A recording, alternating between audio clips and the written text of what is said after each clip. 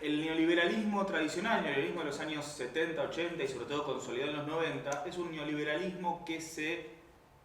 enfrenta, se levanta, se legitima contra las consignas de un viejo desarrollismo o de una vieja sociedad que tenía ciertas pretensiones,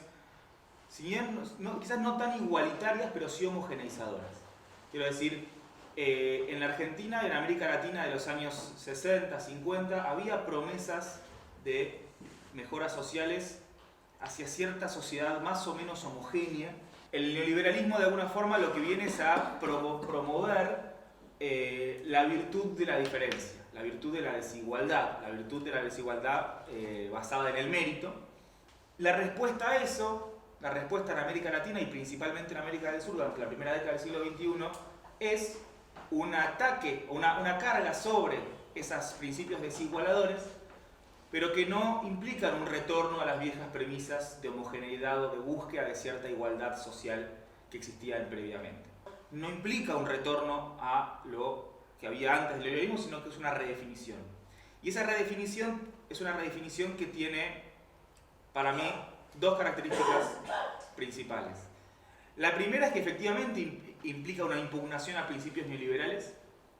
pero por otro lado también implica la convalidación de transformaciones propias del neoliberalismo.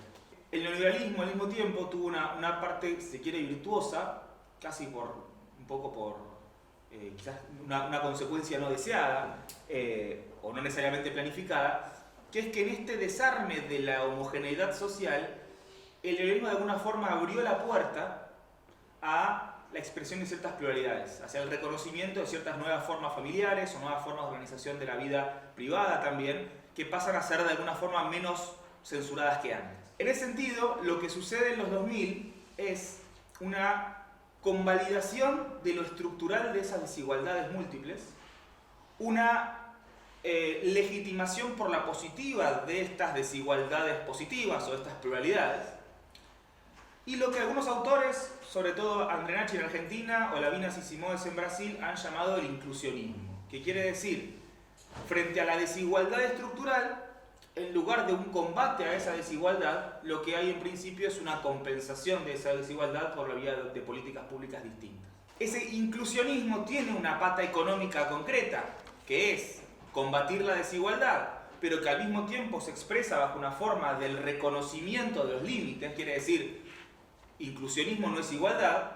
todos adentro pero todos diferentes, de alguna forma un reconocimiento de la dificultad de la propia política social, sobre todo, y de la política económica en general, para responder a los problemas estructurales, pero a su vez un reconocimiento por la positividad de lo plural, y por eso es la década en la que tenemos en muchos países sudamericanos el reconocimiento de derechos indígenas, el reconocimiento de derechos a las comunidades, etc., matrimonio igualitario, discusión sobre el aborto, etc. La explicación que demos al fenómeno de qué tiene que ver todo esto con lo que veníamos a hablar acá, que de alguna forma las reacciones de las nuevas derechas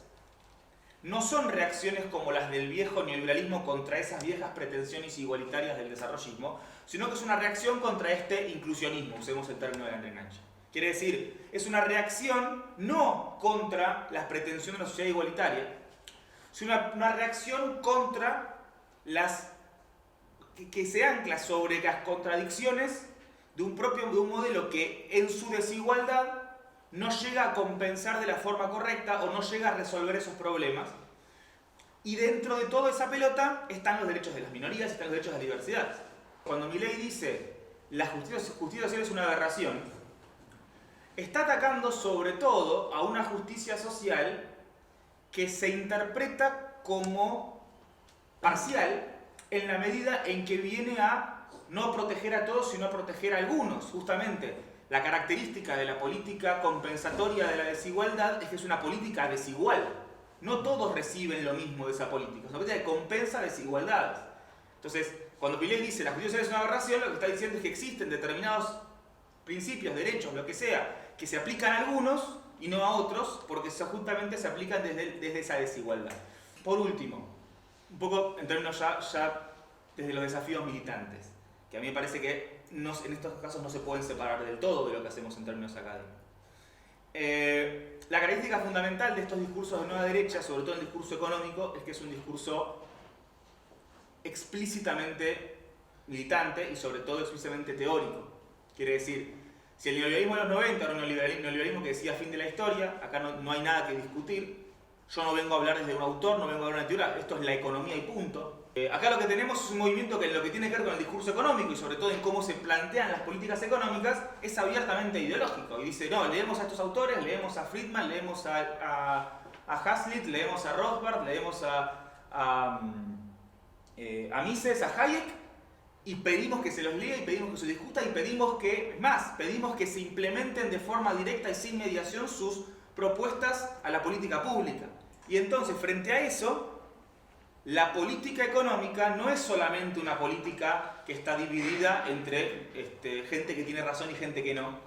o gente que se adaptó a la modernidad y gente que se quedó en el pasado, como podríamos entender en los 90, sino que es una política económica que tiene influencias teóricas e ideológicas explícitamente separadas, ante lo cual necesariamente el tipo de respuesta que tenemos que dar de este lado va a ser distinta.